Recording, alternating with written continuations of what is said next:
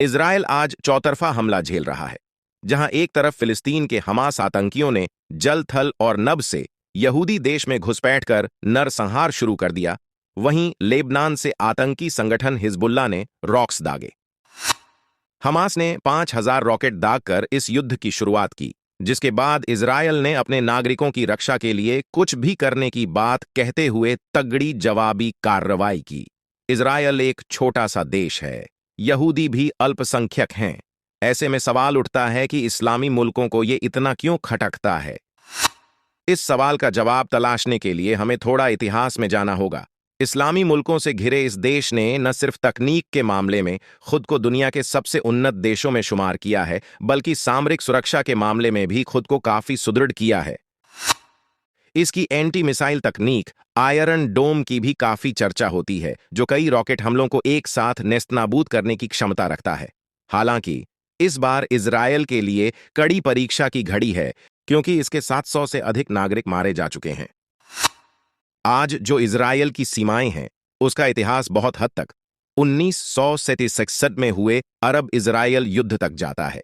तब इजरायल ने एक साथ सीरिया, मिस्र और जॉर्डन को हराकर खुद को स्थापित किया था। अरब ने इस नए देश को उजाड़ने की पूरी कोशिश की, लेकिन वो नाकाम रहा। इस युद्ध को 6 डे वॉर के नाम से जाना जाता है, क्योंकि ये 6 दिनों तक चला था। ये 5 से 10 जून 1967 तक चला था। इससे पहले 1948 में उनके बीच युद्ध हुआ था, जो अगले ही साल युद्ध विराम समझौतों के बाद खत्म हो गया था। लेकिन तनाव बरकरार रहा था। इसके बाद आता है 1956 का समय, जब सीनाई प्रायद्वीप और अरब के अकाबा की खाड़ी को जोड़ने वाले समुद्री रास्ते स्ट्रेट्स ऑफ टिरन को लेकर जंग छिड़ गई। भूमध्य सागर और लाल सागर के बीच स्थित इस संकरे समुद्री रास्ते में इजिप्ट ने इजरायली जहाजों को रोक दिया था, जिसके बाद यह युद्ध हुआ। इसके बाद इजरायली जहाजों को फिर से अनुमति मिली, साथ ही यूएन इमरजेंसी फोर्स की स्थापना हुई। इस तरह से अरब और इजरायल का तनाव नया नहीं है। 1967 के युद्ध में इजरायल ने सबसे अपनी वायुसेना के माध्यम से इजिप्ट पर एयर स्ट्राइक किया, उसके बाद थल सेना के माध्यम से आक्रमण किया। इजरायल ने न सिर्फ सीनाई प्रायद्वीप पर अपना नियंत्रण स्थापित किया, बल्कि गाजा पट्टी को भी अपने कब्जे में ले लिया। पहले इन दोनों पर इजिप्ट का कब्जा था। इतना ही नहीं, इजरायल ने जॉर्डन से वेस्ट बैंक और ईस्ट जेरूसलम भी ले लिया। साथ ही सीरिया से पहाड़ी क्षेत्र गोलन हाइट्स का नियंत्रण भी इजरायल की सेना के पास चला गया। इस तरह इस युद्ध में इन तीनों इस्लामी मुल्कों को बड़ी भौगोलिक क्षति पहुंचाकर इजरायल ने एक तरह से पूरे मिडिल ईस्ट का नक्शा बदल दिया। जब तक यूएन ने समझौता कराया, इजरायल का काम हो चुका था। 1948 में पहले अरब इजरायल युद्ध के दौरान इस छोटे से यहूदी देश को मिटाने की जो कोशिश शुरू हुई थी, वो आज भी जारी है। वहीं 1956 वाले युद्ध को सुएज क्राइसिस के नाम से जाना जाता है। तब सुएज नहर को मिस्र के तत्कालीन राष्ट्रपति जमाल अब्देल नसर ने इस नहर का संचालन करने वाली ब्रिटिश फ्रेंच स्वामित्व वाली कंपनी का राष्ट्रीयकरण कर दिया था। उसके बाद इजरायल ने गाजा पट्टी के माध्यम से हमला बोला। पीछे से यूके और फ्रांस भी पहुंचे। इजरायल के जहाज स्ट्रेट्स ओएनएफ तिरान के माध्यम से आने जाने लगे, जिसे इजिप्ट ने पहले रोक रखा था। इजरायल को तभी से एहसास है कि उसके अस्तित्व पर बहुत बड़ा खतरा मंडरा रहा है। जहां तक 6 दिन वाले युद्ध का सवाल है, उसके पीछे भी कई कारण हैं। इनमें मुख्य है फिलिस्तीन के आतंकियों को सीरिया ने संरक्षण देना शुरू कर दिया था और उसके माध्यम से इजरायल में गुरिल्ला युद्ध को अंजाम देता था। अप्रैल 1967 में इजरायल और सीरिया सीधे आमने सामने आ गए, जिसमें सीरिया के 6 फाइटर जेट्स तबाह हो गए। इसके बाद सोवियत यूनियन ने इजिप्ट को खुफिया सूचना दी कि इजरायल उसकी उत्तरी सीमाओं की तरफ सेना को पूरी तैयारी के साथ भेज रहा है।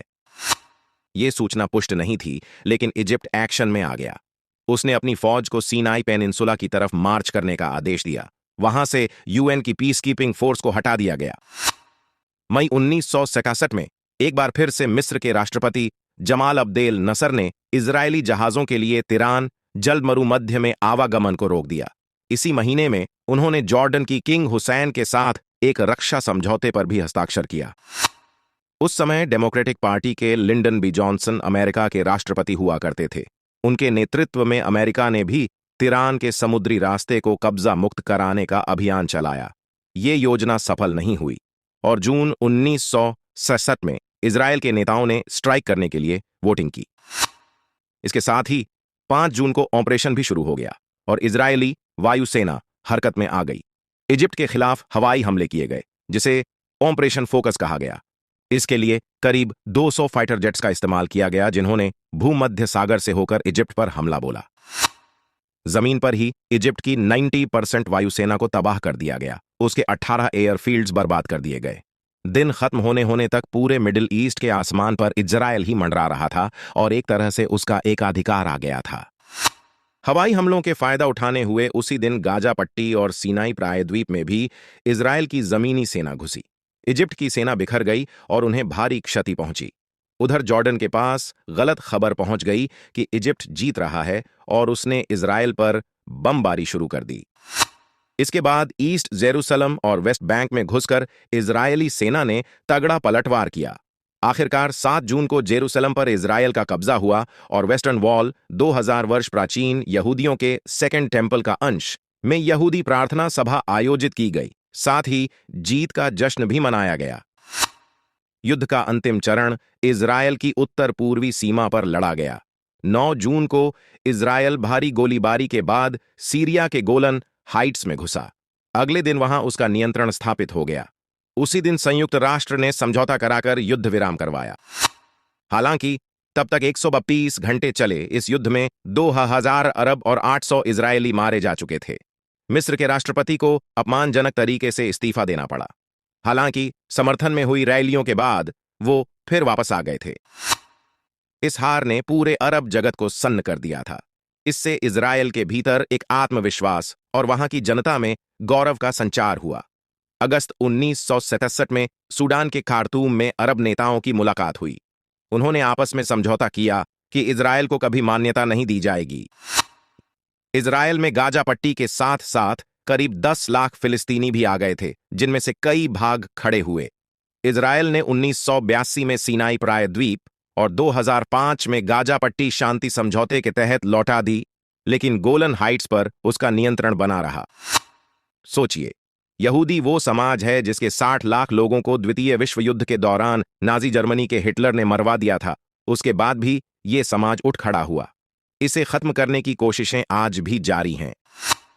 1948 के युद्ध में जमाल अब्देल नसर की उम्र 30 साल थी और वो तब मेजर हुआ करते थे।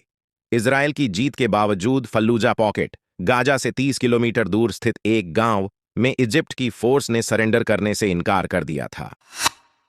पहले अरब इजरायल युद्ध के नायक थे इजरायल के दक्षिणी फ्रंट पर ऑपरेशन को अंजाम दे रहे इट्जाक राबिन। 1948 के युद्ध को आज भी अल नकबा यानी बड़ी तबाही के रूप में जाना जाता है, क्योंकि तब भी 7.5 लाख फिलिस्तीनियों को इजरायल के नियंत्रण से भागना पड़ा था। यही वो युद्ध था जिसके कारण सेना ने सत्ताओं पर कब्जा करना शुरू कर दिया। सीरिया में भी कई बार मिलिट्री ने सत्ता पर कब्जा किया। 1948 के युद्ध के 4 साल बाद इजिप्ट में भी नसर ने किंग को तख्त से उतारकर सत्ता कब्जा ली। वहीं इजरायल में राबिन 1967 में सेनाध्यक्ष बने। दोनों तभी से सुलग रहे थे। ये वो समय था जब सोवियत यूनियन इजिप्ट की मदद किया करता था। उसकी वायुसेना को आधुनिक बनाने के लिए तकनीक और हथियार दिए गए। वहीं इजरायल के उस समय भी अमेरिका के साथ संबंध अच्छे तो थे, लेकिन वो फ्रांस से लड़ाकू विमान और ब्रिटेन से तोप खरीदा करता था। 1967 तक इजरायल ने दुनिया की सबसे ताकतवर सेनाओं में से एक तैयार कर लिया था और परमाणु बम बनाने की ओर अग्रसर था। भले ही उस समय अरब एकता की बातें चलती थीं, लेकिन जॉर्डन और सऊदी अरब के शासकों में एक असुरक्षा की भावना थी कि जिस तरह इजिप्ट और सीरिया में राजाओं को हटाकर सेना ने सत्ता कब्जा ली है, वैसी क्रांतियां वहां न होने लगें। जॉर्डन के राजा थे किंग हुसैन, जिनके दादा अब्दुल्ला को जेरूसलम में अल अक्सा मस्जिद के बाहर एक कट्टर फिलिस्तीनी ने ही मार डाला था। 1948 में ब्रिटेन से उस क्षेत्र से वापस जाने के दौरान अब्दुल्ला और यहूदी संस्था ज्यूइश एजेंसी में जमीन के बंटवारे को लेकर काफी बातचीत हुई थी। बाद में जॉर्डन और इजरायल थोड़े करीब भी आए थे। 1967 के युद्ध के बाद इन अरब देशों में भी उथल पुथल मची थी। इजिप्ट में हमने देखा कि कैसे राष्ट्रपति का इस्तीफा हुआ, फिर प्रदर्शनों के बाद वो वापस आए। सीरिया में 1967 में वायुसेना कमांडर हाफिज उल असद ने सत्ता कब्जा लिया और राष्ट्रपति बने।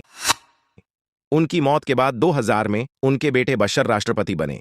ये युद्ध इजरायल की रणनीतिक तैयारियों के लिए जाना गया, जहां उसने 48 घंटों में 2.5 लाख प्रशिक्षित सैनिकों को काम पर लगा दिया।